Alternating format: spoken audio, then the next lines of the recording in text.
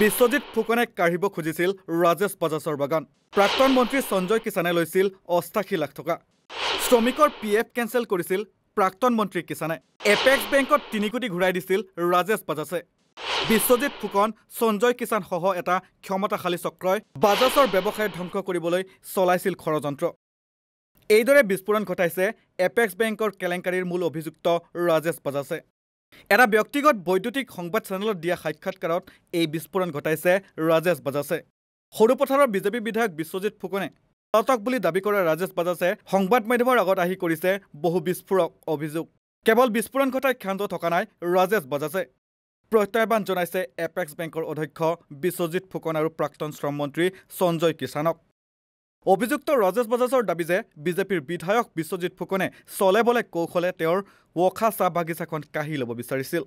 প্ৰাক্তন শ্ৰম বিভাগৰ মন্ত্ৰী তথা তিনিচুকীয়াৰ বিধায়ক সঞ্জয় কিষাণে শ্ৰমিকৰ PFৰ ধন কেঞ্চেল কৰি ৰাজেশ বাজাজৰ পৰা লুটিছিল 88 লাখ টকা। বিশ্বজিৎ ফুকনৰ লগত এসময়ত মধুৰ সম্পৰ্ক থকা বুলিও দাবী ৰাজেশ বাজাজৰ।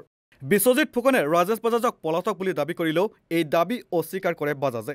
বিশ্বজিৎ ফুকনে ফেচবুক লাইভৰ জৰিয়তে ৰাজেশ বাজাজে এপেক্স বেংকৰ পৰা ডিমাণ্ড বিল পাৰ্চেজৰ জৰিয়তে ধন উলিয়াই নিয়াটো অজ্ঞাত বুলি দাবী কৰিছিল।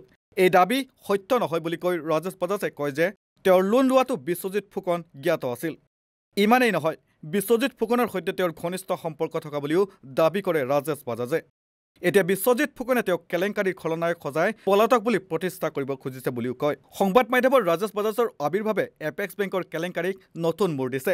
ইমান দিনে কেৱল ৰাজেশ বাজাজৰ অভিযুক্ত বুলি দাবী কৰি অহা বেংকৰ অধ্যক্ষ বিশ্বজিৎ ফুকনো যে ধোৱা তুলসীৰ পাত নহয় সেয়া ওলাই পৰা বুলিও চৰ্চা চলিছে। অৱশ্যে ৰাজেশ বাজাজৰ এই অভিযোগৰ পিছতেই প্ৰতিক্ৰিয়া প্ৰকাশ কৰিছে বিধায়ক বিশ্বজিৎ ফুকনে। এক ফেচবুক পোষ্টত তেওঁ কয় যে এটা টিভি চেনেলত ৰাজেশ বাজাজৰ নাম প্ৰবঞ্চকজনৰ সাক্ষাৎকাৰ দেখিলোঁ। তেখেত এজন উচ্চতম ন্যায়ালয়ৰ দ্বাৰা জামিন আবেদন নাকচ হোৱা অভিযুক্ত ব্যক্তি। 2023 চনৰ 18 অক্টোবৰ তাৰিখে এপেক্স বেংকৰ 20 কোটি 30 লাখ টকা আত্মসাৎ কৰাৰ বাবে আমি অৰ্থনৈতিক অপৰাধ অনুসন্ধান শাখাত তৰা গোচৰত জামিন বিচাৰি ন্যায়ালয়ত ৰাজেশ বাজাজে আবেদন কৰিছিল। 2023 চনৰ 17 নৱেম্বৰ তাৰিখে ৰাজেশ বাজাজৰ জামিন আবেদন গুৱাহাটী উচ্চ ন্যায়ালয়ে আৰু 2024 চনৰ 5 এপ্ৰিল তাৰিখে উচ্চতম ন্যায়ালয়ে নাকচ কৰিছিল। বেংকৰ জালিয়াতিত জড়িত প্ৰত্যেকজন ব্যক্তিৰ দৃষ্টান্তমূলক শাস্তিৰ আশাৰে বাট চাই আছো। আজি বেংকৰ সবিশেষ নিজে চাই যাবলৈ অসমৰ 4জন বিশিষ্ট সাংবাদিকক নিমন্ত্ৰণ জনাইছিলোঁ। বিশেষ কাৰণত তেখেতসকল উপস্থিত থাকিব নোৱাৰাৰ বাবে কিছু কথা সামাজিক মাধ্যমত প্ৰকাশ কৰিলোঁ। ইপিনে প্ৰাক্তন মন্ত্ৰী সঞ্জয় কিষাণেও ৰাজেশ বাজাজৰ অভিযোগৰ সত্য বুলি দাবী কৰিছে। মন্ত্ৰী কিষাণে ৰাজেশ বাজাজৰ পৰা 88 কোটি টকা লোৱাৰ প্ৰমাণ দিবলৈও প্ৰত্যাহ্বান জনাইছে। News desk report, north east নাও।